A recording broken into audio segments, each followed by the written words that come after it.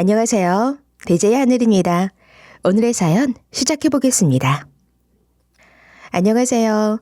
사연 들으시는 여러분은 고아의 삶에 대해서 얼마나 알고 계시는지 모르겠습니다. 어떤 사람들은 고아도 사주에 들어있는 거라며 그저 딱한 사정이 있는 사람들로 동정을 사던 경우도 참 많이 겪는 게 고아의 삶의 일부이기도 한데요. 생각보다 고아라는 단어의 인식이 굉장히 부정적으로 보이는 부분이 많아 사연을 보내면 괜히 또 고아라는 부분에 초점이 맞춰지진 않을까 참 많은 걱정도 했습니다. 그래서 짧게 제 지금까지의 삶을 살짝 이야기하고 가려고 하는데요. 저는 일단 2살의 고아원, 지금은 보육원이나 아동복지센터로 불리는 곳에 맡겨지게 되었습니다. 대부분의 경우에는 20살 성인까지 아무 문제 없이 고아원에서 잘 지내지만 저는 16살이라는 나이에 이 고아원을 도망쳐 나오고 말았죠. 어렸던 당시에는 왜 그랬는지 모르겠지만 그 고아원이라는 곳이 너무 답답한 마음에 뛰어나왔던 것 같아요. 그러다 소위 뉴스에서 말하는 가출팸이라는 애들과 어울려 다니게 됐어요. 그도 그럴 것이 그렇게 위풍당당 세상 밖으로 나오고 보니 저는 성인이 아니라는 이유와 함께 아무것도 할 수가 없더라고요. 일을 구하려 해도 제 나이가 걸림돌, 집을 구하고 싶어도 나이 때문에 일을 구하지 못해 돈이 모자라는 일의 반복이었죠. 그런데 이렇게 지내다가 결국 전 깨닫게 된 겁니다. 그들과의 생활 역시도 고아원에서 생활하던 것과 다를 바 없다는 걸 말이죠. 그래서 결국에는 어린 나이에 가출팸에도 의지하지 않고 저 혼자 독고다이로 다니게 되었는데 이때 고생했던 이야기들 여기서 다 풀어버리고 싶지만 그러려면 2박 3일이 걸려도 다 못하기 때문에 지금은 잠시 제 어린 시절의 고생은 다 넘겨두고 어떻게 지금의 시댁을 만나게 되었는가에 대해 먼저 말씀을 드리겠습니다. 때는 너무 추운 겨울이었어요. 한파가 몰아치던 시기라 집도 머물 곳도 없었던 제가 추위를 피해 몸을 녹이기 위한 수단은 불이 다 꺼진 경비가 없는 건물 안밖에 없었죠. 난로? 보일러? 그런 건 당시 저한텐 사치였어요. 그렇게 어느 아파트 상가에 들어서게 됐는데 그 당시 그 건물에 아무도 없는 줄 알았어요. 그 당시 시간 아직도 기억합니다. 통유리 건너편 시계에 적힌 시간은 새벽 4시에서 5시쯤이었죠. 처음에는 그 건물에 아무도 없는 줄 알았어요. 그런데 어디선가 드르륵 드르륵 소리가 들려오더라고요. 소리를 따라 저도 모르게 다가갔습니다. 사람이 있다면 온기도 있을 게 분명했으니 말이에요. 그런데 그 새벽에 수선집 하나만 불이 켜져 있는 게 아니겠어요? 앞서 들린 드르륵 소리는 미신기를 돌리는 소리였죠. 다들 그런 경험 하나쯤 있을 겁니다. 반복되는 소리에 나도 모르게 잠드는 경험이요. 이때 저도 그랬어요. 복도의 한계는 야외보다 못하지만 너무나 추웠고 그 미신기 소리가 들려오던 수선집 앞만이 온기가 가득했죠. 그래서 저도 모르게 미신기 소리를 자장가 삼아 잠이 스르륵 들고 말았습니다. 그렇게 눈이 들락말락 했을 때 누군가가 제 어깨를 흔들어 저를 깨웠죠. 순간적으로 정신이 번뜩 들었어요. 이렇게 또 내쫓기게 생겼구나. 다시 어디로 가야 하지? 하고 생각했죠. 저를 깨운 사람은 어떤 아주머니였습니다. 당시에는 좀 나이가 있는 어른이라 생각했지만 지금 생각해보면 현재 제 나이보다 조금 더 많아 보이는 아주머니였죠. 아주머니는 어린 제게 먹으라며 따뜻한 군고구마랑 우유를 건네주었죠. 예, 왜 여기서 이러고 있니? 집에서 쫓겨났어? 아무튼 추운데 따뜻한 군고구마 좀 먹어라. 아우, 어머나 세상에. 몸이 아주 얼음장이네. 저 같은 고아들은 말이에요. 남이 주는 동정 그렇게 좋아하지 않습니다. 왜냐하면 살면서 많이 겪게 되거든요. 이유 없는 친절은 없다는 사실을 말이죠. 그래서 저도 그렇게 친절을 베푸는 아주머니를 빤히 보기만 하면서 경계를 했어요. 그런데 대뜸 아주머니는 제 팔 하나를 쑥 잡더니 수선집 안으로 절 데려가려 하더라고요. 왜?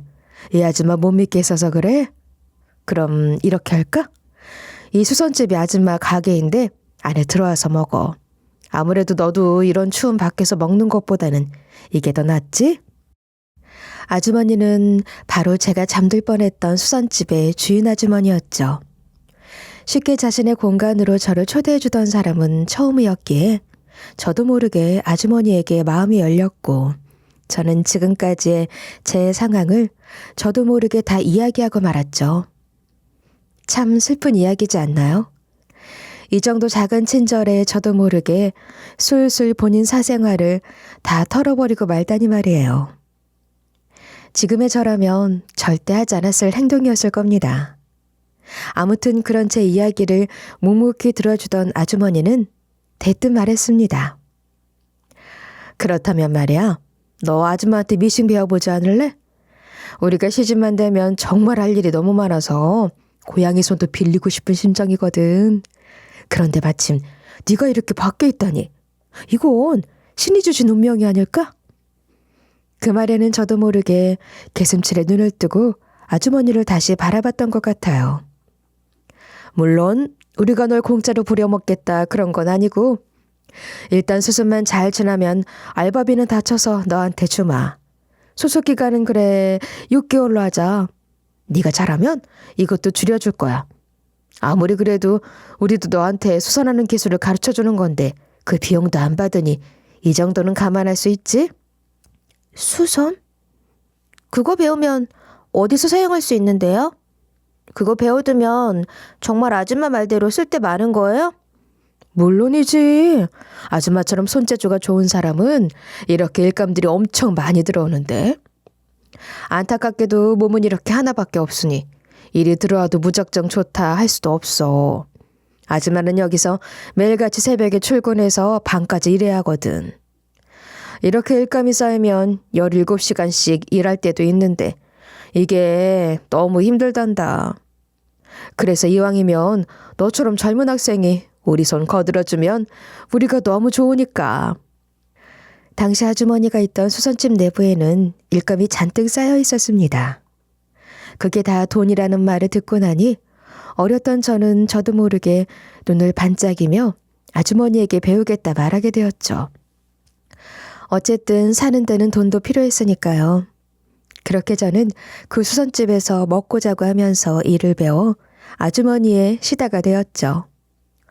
수선 일을 배우면서 저는 아주머니에게 호되게 혼나기도 했고 어느 날은 대박 일이 들어왔다며 함께 웃기도 하는 그런 날이 반복되었어요. 그런데 문제라면 문제랄까? 아주머니는 어렸던 본인이 호언장담했던 대로 제게 월급을 주기는 했는데 이게 조금 애매합니다. 그 당시에 제가 아직 어리기 때문에 성인이 아니라는 이유로 당장에 돈을 제 손에 쥐어주진 않았고요. 그저 제 월급이라며 돈을 모아둔 통장 하나를 매달 저에게 보여줬죠. 이번 달 네 월급이야. 여기 3월이라고 적힌 거 보이지? 벌써 너 여기서 일한 지 1년이 다 되어가는구나. 월급이 이렇게나 많이 쌓여 있어. 저 아주머니, 그런데 그 돈 그냥 저한테 주시면 안 돼요? 통장 만들어서 관리해 주시는 건 너무 고맙지만 저도 밖에서 나가서 맛있는 거 사 먹고 할 돈이 좀 필요해서요. 어허, 전에도 말했지? 이건 네가 성인이 되기 전에 돈을 그렇게 막 쓸까 싶어서 아줌마가 따로 관리해 주는 거라고. 너 성인 되고 나면 이 돈 다 네 것 되는 거니까 아직은 좀 참아보렴. 어차피 여기서 식사며 잠이며 다 때울 수 있잖니. 통장 정리까지 매달 깔끔하게 되어 있는 통장. 시간까지 세세히 적혀 있기에 저는 돈을 당장에 손에 쥐고 싶다는 욕구까지 참으며 아주머니를 믿었죠. 아무래도 어렸던 만큼 어른인 아주머니의 말이 타당하다 생각했던 것 같아요. 참 순진했죠. 이런 식으로 아주머니가 월급을 보여주는 날에 통장 잔액을 보며 돈이 차곡차곡 모인다는 생각에 저는 더 열심히 일했습니다. 그런데 일이 하나 생겨요. 제가 딱 21살이 되던 해에 이 아주머니의 아들과 비정상적인 결혼식을 올리게 되거든요. 그렇게 절 받아주고 일까지 하게 해준 이 아주머니는 제 시모가 되었죠. 시모 말로는 그냥 신용만 하면 된다면서 이상한 결혼식장에서 저도 모르는 사람들 축하받으면서 지금의 남편과 결혼식을 했는데 정말 안타깝게도 저는 시모와 그 가족들을 아무런 의심조차 하지 않았습니다. 16살 무렵부터 이 집안에 길들여져 신용이라는 그 단어 하나 믿고 제대로 이 집에 묶여버리고 말았음에도 불구하고 말이죠. 그렇게 전 팔이 하나 없는 지금의 남편과 생각에도 없던 결혼 생활을 해야만 했어요. 결혼 전과 다르게 시모의 태도는 이전과 180도 달라지기 시작했어요. 제가 이제는 자기들한테 잡힌 물고기라고 생각했는지 그때부터는 아주 그냥 저를 개처럼 부려먹기 시작하더군요. 시집살이 대해서 할 말이 너무나도 많은데 그중 너무했다 싶은 이야기를 하나 드리자면 이 일이 되겠네요. 너 내일 우리 집에 손님들 오는 거 알고 있지? 내가 걔들한테 얘기해 놓은 게 있거든. 그래서 말이다. 집에 배추 200포기 절여놨다. 지금 이건 그냥 놔두고 집에 들어가서 절여놓은 애들 다 건져서 김치 좀 만들어 놔라. 너도 알잖아. 이맘때쯤 내가 친구들 김치도 다 해서 파는 거. 네? 200포기요? 그걸 어떻게 저 혼자 다 해요. 그리고 매년 어머님이랑 가족들 모두 둘러앉아서 같이 했던 일이잖아요. 하필이면 그것도 전날에 이렇게 말을 하시면 어떡해요. 지금 시어미한테 말 대꾸 하는 거니? 너도 오늘 아침에 나오면서 들었잖아. 네 시아버지 오늘 내일 집에 없고 네 남편은 이번 주 내도록 야근이라는데 피곤한 애를 붙잡고 어떻게 일을 하라 시켜? 그럼 어머님은요? 어머님은 뭐 하시고 저만 일을 시키려 하세요? 아무리 그래도 200포기는 너무하잖아요. 그래서 지금 못하겠다 이거니? 이게 채워주고 먹여주고 그 어린 거 기술까지 가르쳐놨더니 거기에 내 금쪽 같은 아들까지 데려가 놓고선 뭐? 그거 하나 못하겠다고? 그리고 내가 괜히 너한테만 시키겠니? 나도 일이 바빠서 그런다. 왜? 그렇게 전 하룻밤을 꼬박 새워가며 김치를 만들어야 했고 시모는 저녁쯤 푸른 배를 두드리며 들어오더니 부엌에서 일하는 저를 본체만 채하고 그대로 안방으로 들어가 자버리더군요. 아주 드르렁드르렁 코 고는 소리가 부엌까지 다 들릴 정도였죠. 저는 내가 왜 이러고 있어야 하나 너무나 서러워서 눈물을 뚝뚝 흘리며 아픈 몸 부여잡고 김치를 만들었습니다. 그래도 남편이라는 사람이 시모처럼 아주 나쁜 사람은 아니었어요. 야구는 늦게 들어온 남편은 혼자서 부엌에 남아 김치를 치대는 저를 보고는 깜짝 놀라서 달려와 새벽 2시까지 저를 도와주었으니까요. 당신은 먼저 들어가서 자. 당신이 도와줘서 일단 많이 했으니까 나머지는 내가 알아서 할게. 그래도 괜찮겠어? 대체 언제부터 이렇게 김치 담그고 있었던 거야? 세상에 어머니도 무심하시지. 어떻게 이 많은 걸 하루 만에 다 담그라고. 됐어. 당신 야근도 하고 왔는데 피곤하겠다. 이번 주 내도록 야근해야 한다며. 지금이라도 들어가서 한숨 자. 그래야 내일도 나가서 일하지. 남편은 끝까지 저를 도와주지 못한 게 미안한지 씻고 나와서도 한참을 제 곁을 머물다 방으로 들어가 잠을 청했죠. 그런 남편이 아니었다면 전 성인이 되고 당장 이 집을 나가겠다 난리를 피웠을 겁니다. 그런데 이런 일이 한두 번이 아니었어요. 저는 그런 시모의 괴롭힘에 참다 참을 수 없어 하루는 시모 앞에서 큰 소리를 냈죠. 저 이대로 어머니 입맛대로 못 살겠습니다. 어떻게 사람을 이리 하루 종일 부려먹고 또 이렇게 부려먹을 생각을 하세요? 이런 경우도 한두 번이지. 어떻게 매번 제가 일하는 로봇도 아니고 이게 노예지. 며느리한테 할 짓인가요? 너 지금 시어머니한테 큰 소리 낸 거야? 너 밖에 나가서 네 재주로 일하겠다. 어디 일자리나 한번 구해보고 말해라. 감히 지금까지 재워주고 먹을 것 주면서 가르칠 것 다 가르쳐놨더니 세상에 늙은 시어미 일 하나 도와주질 못해서 이렇게 큰 소리를 내? 남편도 저보고 이렇게는 살지 말라고 그래요. 당신이 너무 하신다고. 저번에 남편한테 한 소리 듣고는 뭐 깨달으신 것도 없어요? 아무튼 저 이대로 더 이상은 몸축내면서 일할 생각도 없고요. 수선일도 더 이상 안 하겠습니다. 그동안 제 앞으로 모은 월급 통장이나 당장 저 주세요. 성인이 되던 애 주겠다던 월급 통장은 이제 아예 제가 아직 경제관념이 없다는 이유로 남편과 결혼하고 난 다음에도 시모가 따로 관리하고 있었거든요. 이제는 예전처럼 저에게 얼마가 모였다 말도 않고 기왕 이렇게 이 집에서 나가겠다 결심했을 때 그 돈을 자본으로 삼아 나가 살려고 했죠. 그런데 돌아오는 것은 시모의 조소였습니다. 돈? 무슨 돈을 말하는 거냐? 그 코딱지 같은 월급 통장? 이미 네 뱃속이랑 네 살림살이로 다 나간 지가 언젠데. 넌 염치가 있는 애니 없는 애니? 우리 집에 얹혀서 사는 주제에 월세도 안 내고 살려고 그랬어? 이 정도만 받는 걸 아주 감사하게 여겨라. 그리고 이 정도 했으면 너도 이제 그만하고 다시 일이나 해. 저기 일감 밀려있는 것들 안 보여? 뭐라고요? 그 많은 돈이 어떻게 제 살림살이랑 식비로 나갔다고 그런 말씀을 하세요? 이건 너무 억지예요. 그럼 입 하나 더 늘어났는데 우리가 아무 대가도 없이 너를 받아서 키워준 줄 아니? 애가 양심이 없어도 한참 없구나. 역시 고아란 것들은. 제가 고아인 것과 지금 제 월급이 무슨 상관이 있다 그러세요? 당장 제 월급 통장 돌려주세요. 제 월급 달란 말이에요. 시모의 말에 전 하늘이 무너지는 기분이 들었죠. 그래도 어린 제게 일을 시키며 통장을 보여줄 때는 한 입으로 두 말하는 사람이다 생각은 안 했는데 그걸 이런 식으로 배신하니 화가 머리 꼭대기까지 치밀어 오르더라고요. 그래서 저도 이판사판이다 생각해서 시모의 수선집에 있던 재봉틀이니 오버루코 기계니 작업대니 온통 다 개박살을 내고 도망쳐 나왔죠. 그리고 일하고 있을 남편에게 바로 전화를 했습니다. 여보, 나 사고 쳤어. 어머니 있잖아. 그동안 내가 일한 월급 모아둔 통장 거기에 돈 한 푼도 없다면서 나한테 그러는데 갑자기 퓨즈가 딱 끊기면서 수선집을 아주 뒤엎고 나와버렸어. 나 이제 어떡해? 우리 이대로 도망칠까? 정말 다행인 일이라면 저희 남편이 시모와 똑같은 생각을 하는 사람이 아니라 제 이런 상황을 듣고도 제 가족 편은 들지 않더라고요. 한숨을 쉬었을지언정 일단 제 상태부터 묻던 남편은 이렇게 제게 답해 주었습니다. 일단 당신 집에 가서 나랑 당신 옷가지 몇 개랑 필요한 것들만 좀 챙겨서 나와. 그리고 터미널로 미리 가 있어.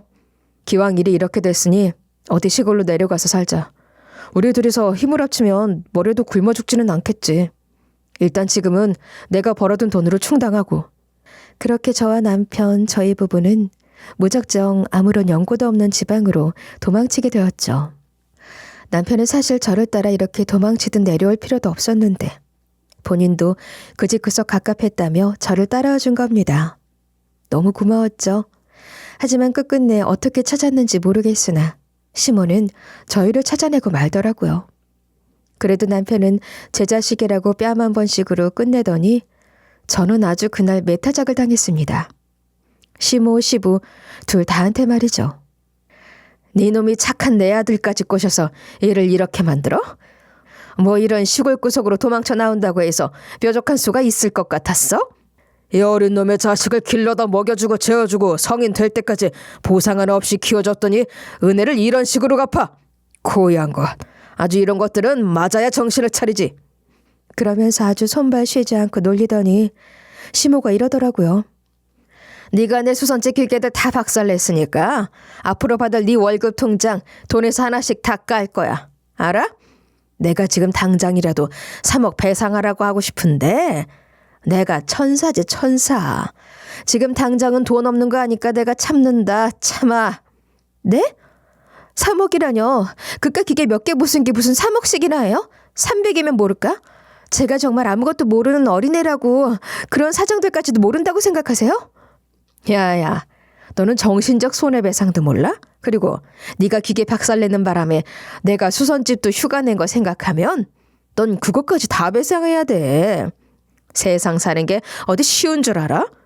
그렇게 저는 남편과 결혼하고 3년, 80대 어르신들도 겪지 않았을 법한 시집살이 겪으며 근근히 생활비를 벌어 지금까지 살고 있습니다. 이런 파란만장한 제 인생, 21살에 결혼했다는 제 이야기를 들으시며 이상하다 생각하신 분들 계실 겁니다. 왜 아이 얘기는 하나도 없지?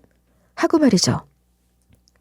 사실 남편과는 앞에 사건이 있고 어느 정도 여유가 생길 무렵부터는 계속 시도는 해오고 있었어요. 그런데 생각만큼 아이라는 존재가 쉽게 들어서는 건 아니더라고요. 그것도 하나의 빌미로 시모에게 참 모진 말도 많이 들었죠. 정말 선 넘는 이야기 너무나도 많았습니다. 네 부모란 사람들은 어떻게 너란 애를 잘 낳고 버렸는데 어찌 나이가 25이라는 내가 애 하나 못 빼? 이러다 우리 집안 대를 끊으려고? 이것 봐. 내가 이래서 고아는 집에 들이는 게 아니라고 그렇게 말을 했는데 엄마, 누구의 잘못도 아니라니까. 둘 다 아무 이상 없다고 했어. 그런데 왜 이 사람만 탓해? 차라리 내가 못 낳았다 말을 해. 내가 이렇게 팔이 하나 없고 몸이 불편해도 나 데리고 사는 사람이야. 그러니까 괜히 사람 괴롭히지 말고 본인이 내 옆에 강제로 사람을 붙여놓고는 뭐? 너는 지금 누구 편에 들고 있는 거야?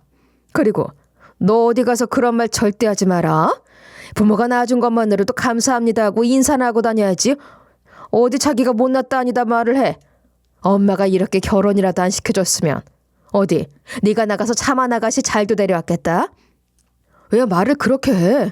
그리고 아무리 어릴 때 부모님 없이 자랐다 하더라도 지금은 같은 성인이야.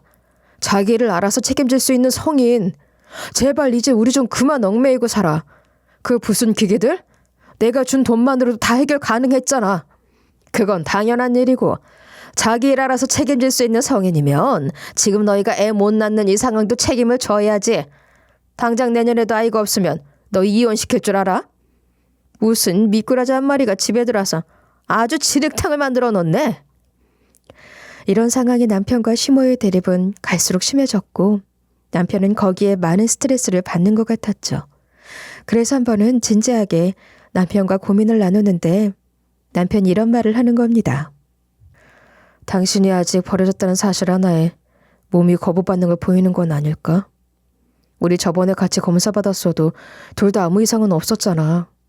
게다가 부끄럽고 화가 나지만 저런 부모님도 같이 살고 있으니까 당신만 편할 날이 하루라도 있겠어. 그런 남편의 말에 저는 깨달았죠. 비단 지금 제 상황뿐만 아니라 제가 마음속으로는 25년이 지난 지금도 엄마를 잊지 못하고 어릴 때 버려졌다는 기억 하나로 남편의 말대로 몸이 아이를 거부하는 것일 수 있겠다 하고 말해요. 그래서 남편과의 긴 이야기 끝에 친모를 찾는 여행을 시작하게 되었어요. 어떻게 방법들을 찾다 5년이란 세월이 훌쩍 흘러버리긴 했지만요.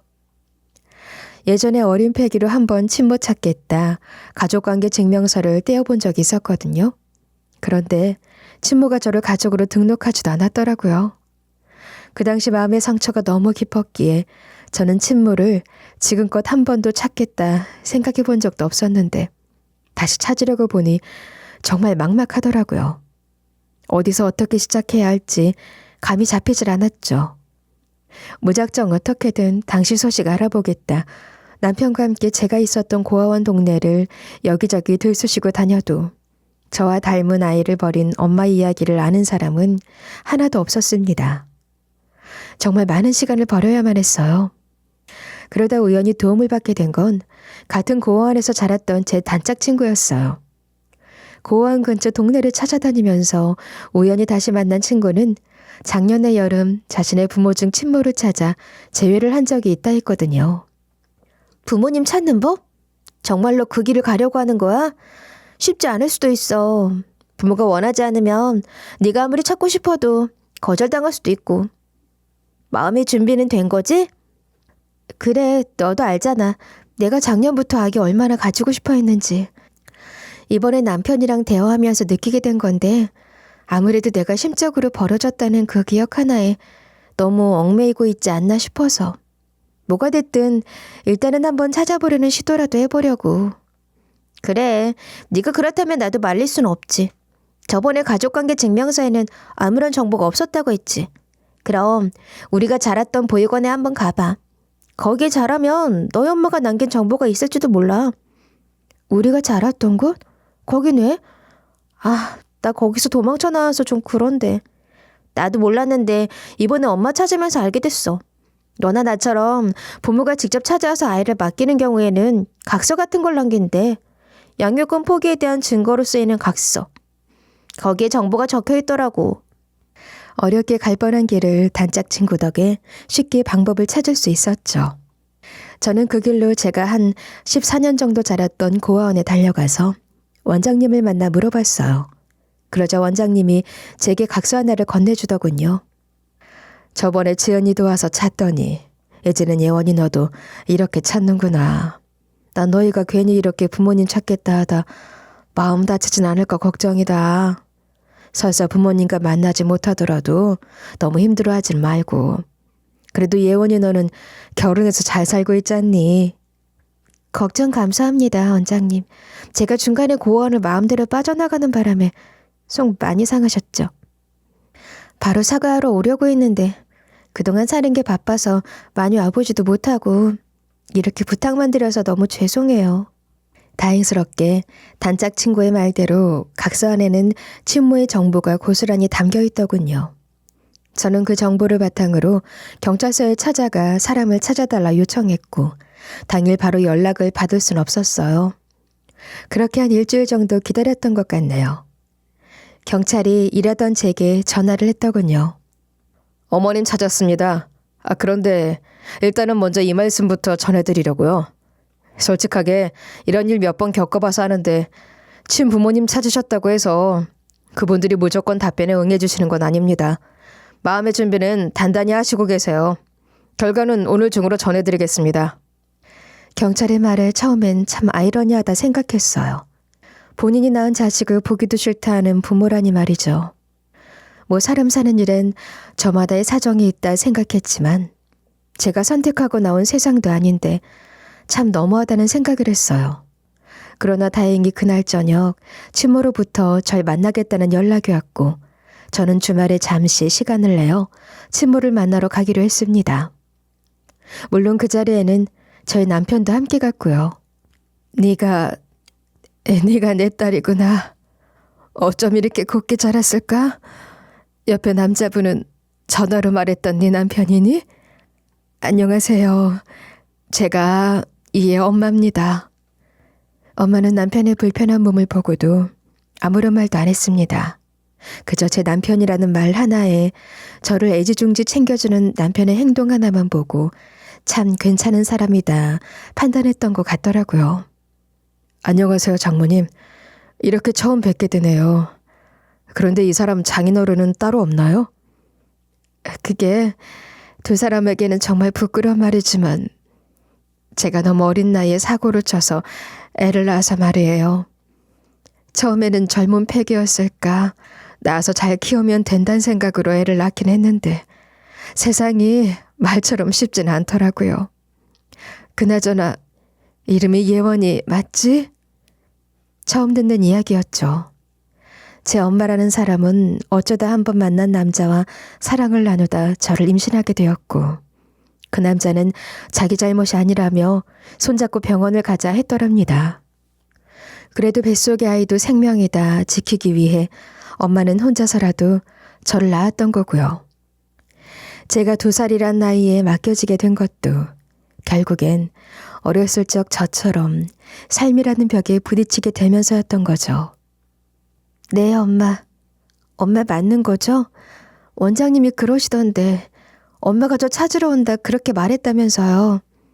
어째서 지금까지 한 번도 저를 찾아볼 생각도 하지 않으셨어요? 미안하다. 솔직히 지금껏 너 찾겠다 시도도 참 많이 했어. 그런데 양육권은 포기했지. 내가 한숨 돌릴 때쯤엔 네가 그 고아원을 나간 지 오래라고 하더구나. 원장님이 연결해 준다는 말에 고민도 많이 했지만 내가 무슨 염치로 너한테 먼저 연락을 하겠어. 그래도 여유가 없더라도 저한테 한 번이라도 연락을 주셨으면 이렇게까지 힘들다는 생각으로 살진 않았을 거예요. 부모가 없다는 게 얼마나 서러웠는지 엄마가 아세요? 내가 미안하다. 내가 정말 미안해. 너한테는 입이 2개라도 할 말이 없어. 정말 미안해. 그렇게 한참을 울고불고 하면서 엄마 지금까지 생활에 대해 이야기를 했습니다. 고아였던 제가 30년 만에 찾은 엄마라는 사람은 지금은 나름 괜찮은 벌이를 가진 사람이었어요. 하지만 딱 10년 전만 하더라도 사업 대신 빚만 많았기에 성인이 된 저를 찾기 어려웠다고 하더군요. 이날 남편의 손을 붙잡으면서 얼마나 울었는지 모릅니다. 이후 엄마는 종종 교류를 이어가며 서로의 근황도 이야기하고 좋은 분위기를 만들어가고 있었어요. 그러던 어느 날 저를 만날 때만큼 항상 밝던 그 얼굴에 그늘이 져 있는 걸 발견했죠. 엄마, 무슨 일이라도 있어요?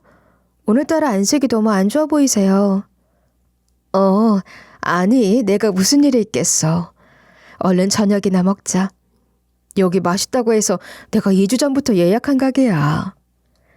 그렇게 먹는 내내 아무래도 엄마에게 좋지 않은 일이 생겼다 싶은 기운이 연신 풍기는 겁니다. 그래서 수저를 놓고 단호하게 말했죠. 무슨 일인데 그러세요? 저 어린애 아니에요. 엄마 이야기 듣고 제가 알아서 판단할 테니까 일단 말해보세요. 정말 너한테까지 이런 말은 안 하려고 했는데 사실 지금 당장 이사를 가야 하는데 대출이 안 나온다 아주머니. 작은 월세방이라도 구해볼까 싶은데 지금 사정이라면 대출이자 갚기도 급급해서 말이야. 순간 제 뇌가 정지하는 것 같았죠.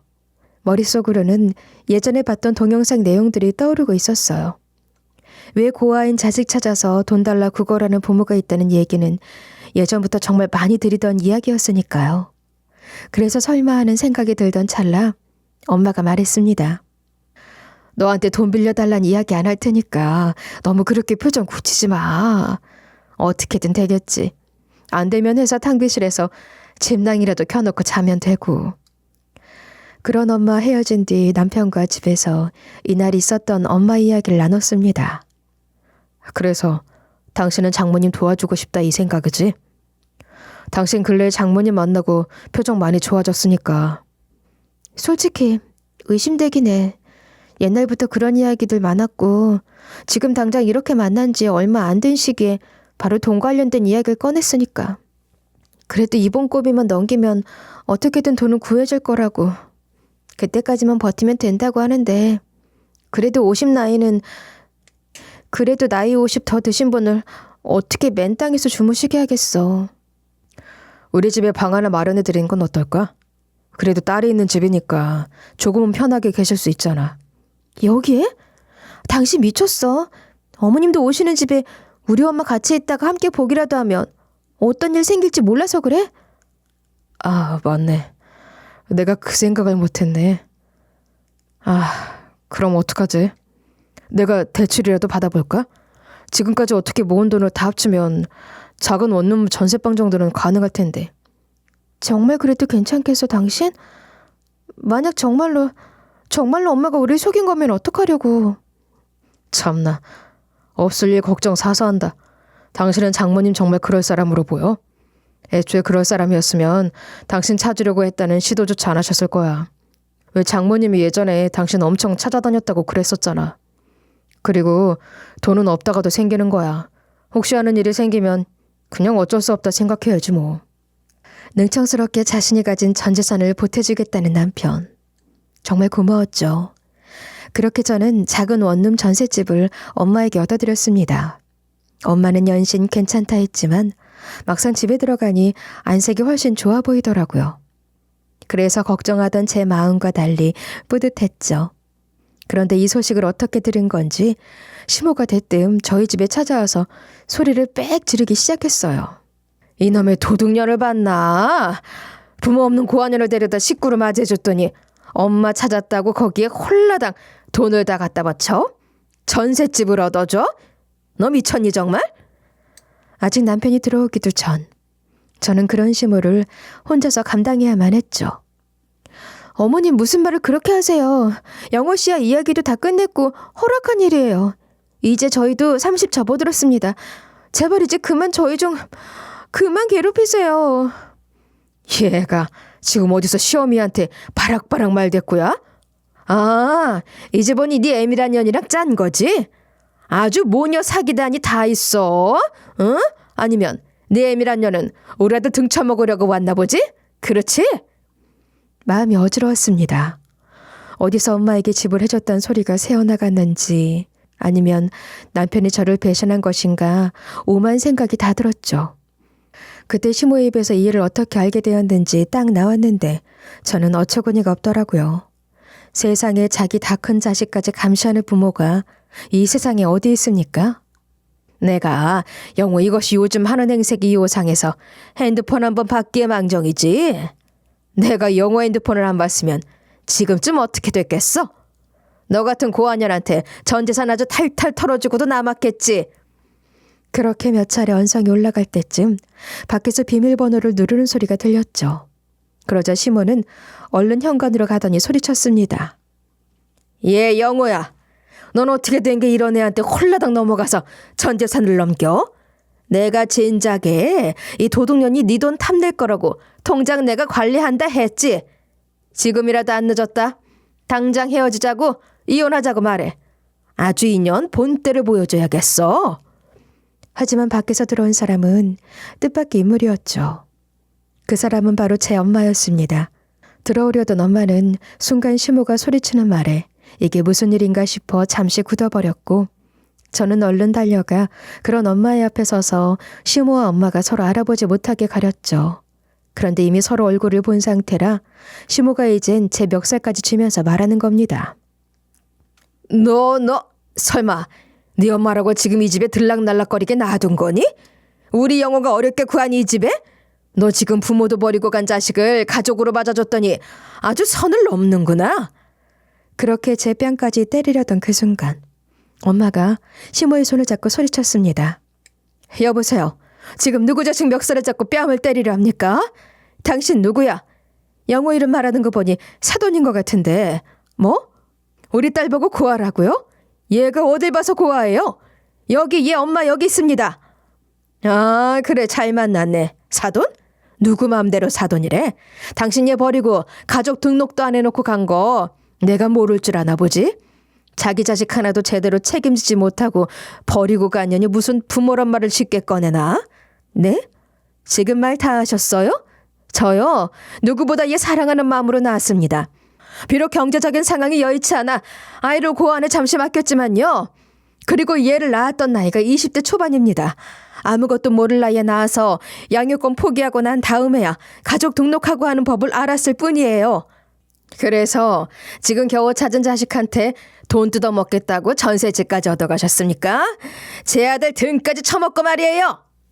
시모가 저에게 타깃을 엄마로 바꾸려고 하자 저도 모르게 몸이 움직였고 그대로 저는 뺨을 시모에게 내주어야 했습니다. 그때 엄마가 잔뜩 화가 난 채로 가방 속에서 명함 하나를 꺼내 시모에게 건네며 말했죠. 제 딸, 이런 대접 받아야 할 사람 아니고 저 역시 지금 당장 상황이 좋지 못했을 뿐 저도 돈이 없는 사람 절대 아닙니다. 괜히 어려운 제 사정 도와준 애들 붙잡고 화내지 마시죠. 그리고 당신이 지금 그럴 깜냥이나 되는 줄 아세요? 그 명함의 주인공은 바로 엄마의 여동생, 저에게는 이모가 되는 분의 이름이 적힌 명함이었어요. 왜요? 노무사라 적혀 있으니 감이 잘 안 오시나 봐요. 제가 그동안 딸한테 들은 게 엄청 많거든요. 애를 무급으로 부리려 했다면서요? 제 딸은 지금까지 당신한테 돈 한 푼 제대로 받아가며 일해본 적이 없다고 하던데. 그래서 뭐요? 당신 가족이 노무사라서 뭐 우리 사이에 끼어들기라도 하겠단 말이에요? 제가 중간에 내 수선집 아주 다 망쳐놓고 간 것만 하면 지금까지 일한 돈 다 까도 모자라. 알긴 알고 말을 하세요. 그것도 사실 참 아이러니한 게 말이죠.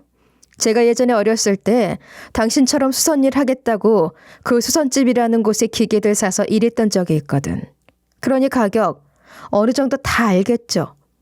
아무튼 우리 앞으로는 법으로 대화하시죠. 이렇게 애들 괴롭히지 마시고 어른 대 어른으로 말이에요. 엄마는 노무사인 이모를 항상 자랑스럽게 생각했고 엄마 지갑에 이모 명함을 넣어 다니셨거든요. 그리고 친정엄마의 정체, 제 친정의 정체를 알게 되고 대반전이 시작된 거죠. 일단 엄마는 당장에 제 손을 잡고 나가며 잠시간 남편과는 떨어져 지내라 했어요. 남편에게는 오늘의 사정을 말하고 부탁을 하니 당연히 그러라 했고요. 그리고 노무사 이모라는 사람을 만나 그간 있었던 일을 털어놓으니 당장에 신고하자고 펄쩍펄쩍 뛰시더군요. 세상에, 그 어린애를 가져다가 무급으로 지금까지 부려먹었다고? 거기에 뭐? 강제결혼? 미친 사람 아니야 이거. 그래도 남편은 정말 좋은 사람이에요. 그 집에서 제가 그렇게 당하고 있을 때도 옆에서 항상 도와준 사람이고요. 괜히 저 때문에 자기 부모한테 잡혀서 매달 용돈이라며 번 돈 거의 절반을 가져다 바치기도 하고요. 거기에 자기 자식 재산까지 담을래? 허, 정말 미친 인간들 아냐. 그래도 일단 냉정하게 이야기하자면 네가 거기서 그만큼 일을 했다는 확인이 필요해. 법이라는 게 원래 증거 없이는 아무것도 안 되거든. 그러니 이모랑 같이 증거부터 확보하러 다니자. 그렇게 이날 이후 이모와 저는 예전 시모의 수선집이 있던 상가와 지금의 수선집이 있는 상가 건물 모두를 돌아다니며 상인들의 증언을 하나둘씩 모으기 시작했어요. 상인들도 다행히 저를 기억하시는 분들이 많고 좋게 봐주신 분들이 많아 도움을 많이 주셨습니다. 게다가 천만다행이라면 제가 핸드폰이 생기고 난 다음부터는 시모가 보여준 통장을 사진으로 하나씩 남겨놨다는 거예요. 거기에 매달 월급 및 잔액들이 찍혀 있었으니 이 얼마나 부당한 근로계약이었는지 다 탄론하게 되었죠. 이거 아주 미친놈들이네. 당시 시급이 얼만데 겨우 이런 돈 쥐어주고 끝냈단 말이야? 거기에 밥값을 뺀다고 해도 애를 자꾸 얼마나 헤쳐먹은 거야 대체. 임금 체불은 당연하고 거기에 말도 안 되는 손해배상 청구? 웃기고 앉아있네. 제가 너무 화가 나서 난동을 피운 건 사실이라서요. 어떻게 해결될까요? 그거? 손해배상 다 계산해도 이거만큼 안 돼. 그리고 아무리 재워주고 먹여주고 했지만 계약서도 없이 애를 이렇게 부려먹고 월급도 안 줬다며. 엄연한 노동법 위반이야. 이건 바로 고소장을 날려서 지금 있는 재산 전부 압류 걸어버려야 해. 이모의 말에 정말 소송이 시작되었고 비용 부담은 전부 이모가 해주셔서 저는 그저 결과만 조마조마한 심정으로 기다렸어요. 결과는 당연히 저희의 승리. 시모와 시부의 통장은 바로 압류가 걸렸고 모든 재산은 올스톱 상태가 되었죠. 그러자 헐레벌떡 저희 친정 앞에 무릎을 꿇는 시모. 제가 일단 어떻게든 돈 마련해서 얘한테 다 줄 테니까 이번 한 번만 어떻게 압류 좀 풀어주세요. 이번 달만 해도 나갈 돈이 얼마나 많은데요. 제가 이러다 신용불량자 되면 당신이 책임질 겁니까? 애한테 큰 소리 치지 마시고 어떻게든 밀린 월급부터 다 정산해 오세요. 왜요? 그간 최저시급으로 8시간 일했다 쳐도 2억 3천원 됩니다. 거기에 듣자하니 하루 8시간 일 시킨 것도 아니라면서요. 그럼 나머지 시간들은 1.5배에서 계산을 해야 하는데 이래도 저희가 청구한 돈이 너무 많다 싶으세요? 그러게 왜 애를 무료로 부릴 생각을 하셨어요? 제가 거의 10년은 하루 12시간 정도 일을 했었거든요. 그래서 그에 대한 추가 비용까지 다 합산해서 계산을 해보니 한 3억 천 정도 제가 받아야 할 돈이 되더라고요. 그런데 이걸 지금 시세로 적용한다고 했을 때 그간 절 돌봐준 값, 제가 수선집 망친 값 다 빼고도 온전히 3억 천이란 값을 받아야 할 정도로 그간 시부모가 저를 등쳐먹은 돈이 어마무시했죠. 이걸 제게 갚지 않으면 시모는 지금처럼 나름 풍족히 살던 제 생활할 수 없으니 울며 겨자 먹기로 제게 매달 얼마씩 갚겠다 계약서를 작성하고서야 압류를 풀 수 있었어요. 매에 눈 이모가 있으니 더 이상 저를 속여먹을 순 없었죠. 그리고 이 일로 시부모는 집을 단칸방으로 이사해야 했습니다. 그만큼 제게 주지 않았던 돈이 엄청나게 큰 금액이었던 거예요. 솔직히 남편에게 미안한 감정은 있었어요. 아무리 그래도 제 부모잖아요. 그런데 남편은 그러더라고요. 무조건 자기 배로 나왔다고 다는 아니야. 사실 나도 부모님한테는 병신소리 들으면서 엄청 스트레스 많이 받았거든. 당신도 알잖아. 그리고 저희에게 지금까지 이런 시련을 줬던 시부모는 아직도 저에게 돈을 주면서 되도 않는 사과를 매번 해오고 있습니다. 내가 잘못했다. 네 월급 이렇게 떼먹으려고 했던 건 아니고 내가 정말 수선집 한번 잘해보려고 하다 보니 이렇게 된 거야. 내가 어떻게든 네 돈은 끝까지 다 갚을 테니 우리 아들만큼은 어떻게 잘 좀 보살펴주렴. 그래, 이건 전부 우리가 잘못한 일이잖니. 그러니 앞으로 우리 있고 너희끼리라도 잘 살아다오. 그러다 한 번씩 생각나면 우리한테도 들리고. 구질구질하다 생각이 들지만 저와 달리 부모 멀쩡히 살아있는 남편을 생각하면 그저 나쁜 소리는 못하고 알겠다, 이제 얼굴 보지 맙시다. 제발 좀 그이 보기 전에 가세요 하고 내쫓기만 했네요. 이게 자식을 걱정하는 마음이 하는 사과가 아니라는 건 알지만 참 마음이 복잡합니다. 아무튼 저희 부부는 그렇게 시부모라는 시댁이라는 소나기에서 벗어날 수 있었습니다. 이게 다 친모를 찾은 덕분이 아닌가 싶어요. 저흰 이번 일을 통해 그런 생각을 해봤어요. 생각보다 저희처럼 부모라는 말 하나에 당하고 사는 사람도 참 많겠다 하고 말이죠.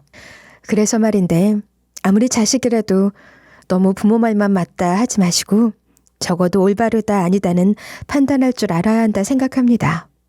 긴 이야기 들어주셔서 너무 감사하고 요즘 시대가 바뀌어 주변 간섭이 무섭다 하지만 그래도 한 번쯤 주위를 살펴보는 일은 해보는 게 어떨까 하는 말을 남기며 이만 사연 마무리해 보겠습니다.